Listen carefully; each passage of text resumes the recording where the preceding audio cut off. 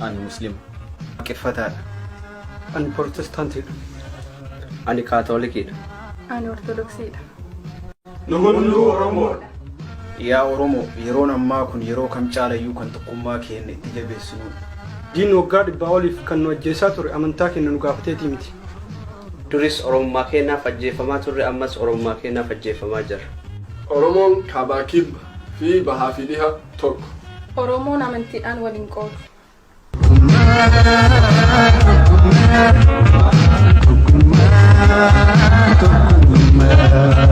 Ya ilma Oromoo